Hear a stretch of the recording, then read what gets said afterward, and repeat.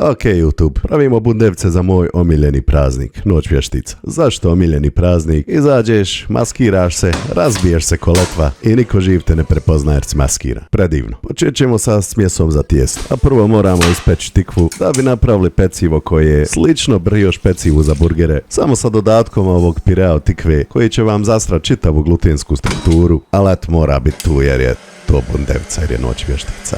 Uglavnom to se sve miksa jedno 10 minuta ili 20 ako nemate miksera, ali tad svakako ovo nećete ni napraviti, osim ako ste baka koja voli da mijesi, i onda ostavite to da čila jedno sat vremena. Ajmo sad po punjenje u bingo kod Alene da nam da dobar komad plečke i za smjesu je nebitno ili Hokkaido, tikva ili ova koju sam uzeo zbog njenog oblika, a i zbog imena jer se zove nektar. Oženio sam čim sam pročitao kako se zove. I onda to meso prvo zasolimo i onda nabacamo začina koliko nam je čejf. Naravno da je tu podmoranje bijeli luk, crveni luk u prahu, paprika, biber, ali u prazničnom duhu ćemo dodati malo i cimeta i onaj što smrdi ko štala, kumin, neće se osjet pored svih ostalih začina, až da ga se riješim ne mogu ga gledat više na svojoj polici. Meso ćemo prepržiti brzinski obe strane, sam pazite da ne izgorite začine i onda na ovoj njegovoj vrijednoj ostavštini ćemo prepržiti glavicu crvenog luka i parče šljiva bijelog i onda vratimo ovu komadnu unutra i nalijemo paradajz sosa i temeljca, odnosno vode. Origano, lovor, nahajcate temperaturu da prekuha i onda ga šaljete u rernu na 2,5 sata. Nakon ta 2,5 sata ćete izvat meso, rastrgat ćete ga i dodati ovih par bespotrebnih kapljica crvene boje za hranu jer Halloween i onda ćete ga vratiti nazad u tečnost koje je trebalo ostati jako malo. Dodajte i 2 kaškice škroba jer ćemo to koristiti za punjenje pa da se sve još bolje zgusne i onda ćemo podijeliti naše tijesto na 6 jednakih loptica, to je oko 90 grama po loptici i onda ćete ovako kružnim pokretima napraviti ove uniformne loptice. Sad i možete razvaljati loklagijom ili mojom kurafe tehnikom, ovim dlanom. Ja stvarno mrzim oklagiju i mislim da sam sigurno u pravu da nam ni ne treba u ovom dijelu. Mislim svakako se ne treba nervirati pred dio koji dolazi. Prvo napunimo tijesto, ostavimo dovoljno prostora da bi ove krajeve mogli dobro zapečatiti i opet kružnim pokretima oblikovati lopticu i taman da se dno još bolje zatvori i onda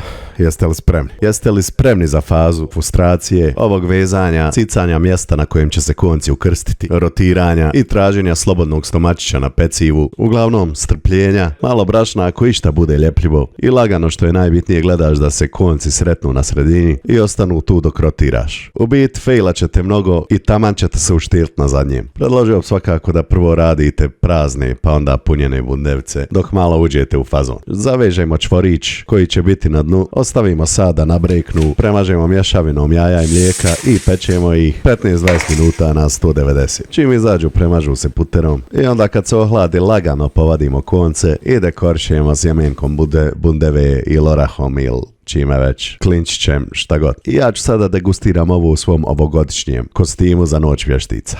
Naime, prošli put sam probao biti ovaj Dr. Disrespect. Standardni ritual je išao za Noć vještica, naliješ se, praviš budalu od sebe, niko te ne pozna, boli te briga. Sve je bilo cool, dok nisam postavio par slika na Instagram i onda ste vi počeli pisati da ličim na jednu totalno drugu personu i ja sam ove godine odlučio da vas poslušam.